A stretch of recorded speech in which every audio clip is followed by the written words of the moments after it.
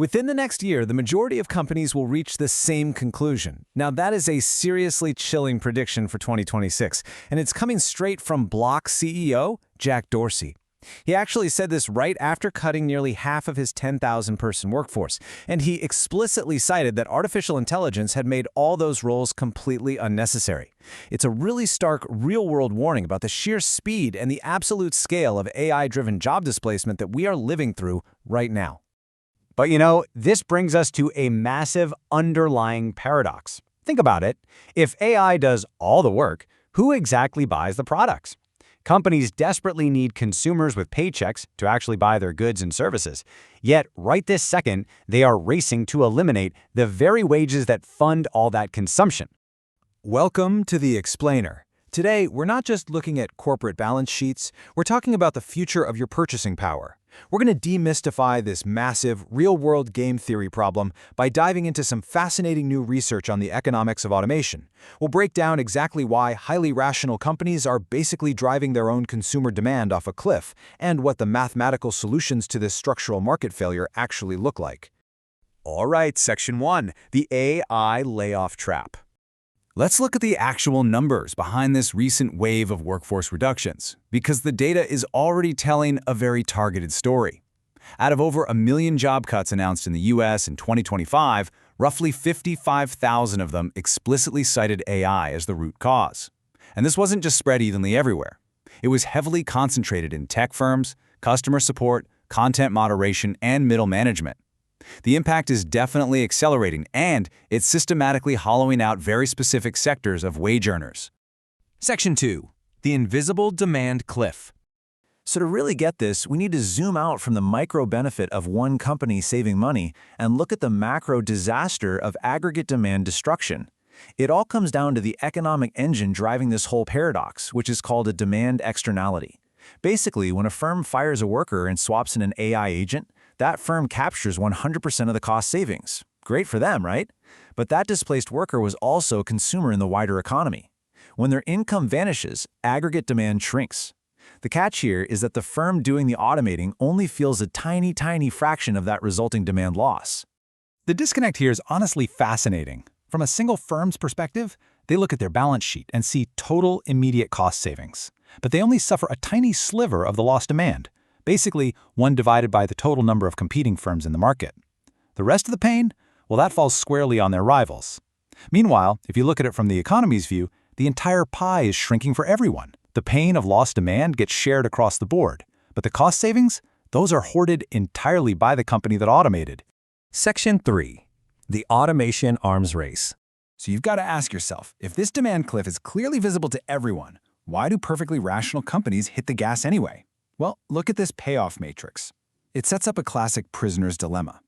You might think, hey, if all firms see the cliff approaching, they should just agree to slow down, because mutual restraint would actually yield higher overall profits for everybody. But here's the reality. Automating is a strictly dominant strategy. Why?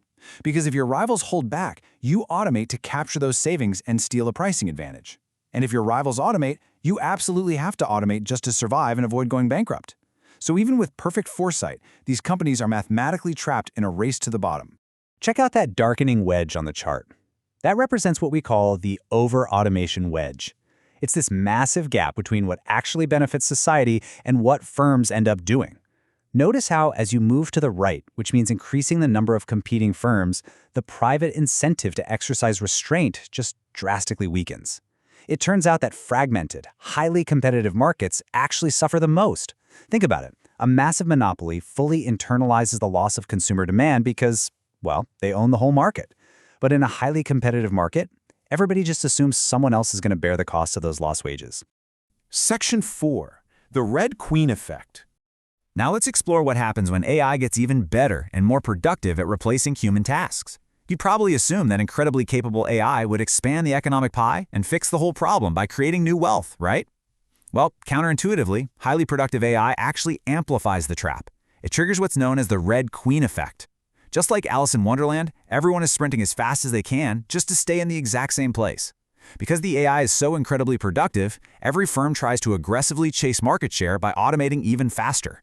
But since every firm executes that exact same strategy simultaneously, all those market share gains perfectly cancel each other out. At the end of the day, all they achieve is even faster wage and demand destruction. Section 5. Popular but incomplete fixes. Okay, so how do we fix this? Let's systematically evaluate some of the popular buzzword solutions proposed to heal the AI job market. We hear these ideas all the time. Universal basic income, taxing capital income or corporate profits, giving workers equity, or cohesion bargaining, which basically means firms voluntarily agreeing to limit automation. But the research clearly demonstrates why these fail. They completely miss the mark because they don't alter the exact marginal per-task incentive to automate.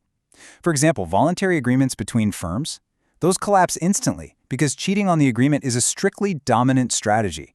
Taxing capital income? That just shrinks the overall pie equally for everyone. The math on replacing a human with a bot remains perfectly intact. Let's zoom in on UBI for a second, because it's easily the most widely debated. UBI acts on profit levels, not margins. It raises the baseline of autonomous demand, and yes, it raises the living standards floor for people. And hey, that is incredibly helpful for human well-being. But fundamentally, it leaves the root cause of our problem completely untouched. UBI does absolutely nothing to change the mathematical incentive a firm has to automate the very next task. Actually, by propping up consumer spending, it might ironically keep companies profitable enough to just keep aggressively automating without ever having to face the demand cliff themselves. Section 6. How to escape the trap. So what is the mathematically backed policy instrument that successfully realigns these totally broken incentives? It is a Pigouvian automation tax. Now, this isn't some broad general tax on profits, it's a hyper-specific surgical per-task levy. It is set exactly equal to the uninternalized demand loss per task. Basically, it charges the firm for the exact fraction of economic damage they're imposing on their rivals in the wider economy by removing that wage pair.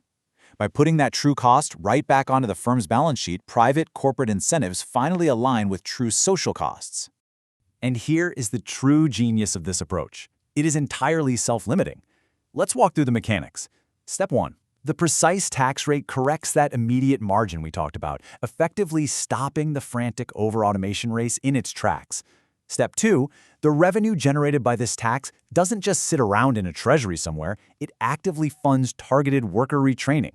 Step 3. This retraining organically raises the income replacement rate of those displaced workers. As those retrained workers go out and secure new high-paying jobs in unautomated sectors, the aggregate demand externality actually shrinks. And here's the best part. Because the externality shrinks, the required tax rate naturally goes down over time. It literally heals the market instead of just endlessly penalizing it. But I want to leave you with a final, really provocative thought. Everything we've discussed today is about navigating the transition period. But what happens in the post-labor limit? I'm talking about the horizon where AI is so cheap, so capable, and so ubiquitous that it replaces almost all human tasks. In that absolute limit, the over-automation wedge actually disappears entirely, because fully automating really is the only efficient choice left for society. But that demand floor, it still exists. When there are zero wages left to fund consumption, what replaces them? We'll leave you to ponder that massive, inevitable long-term shift. Thanks for joining this explainer.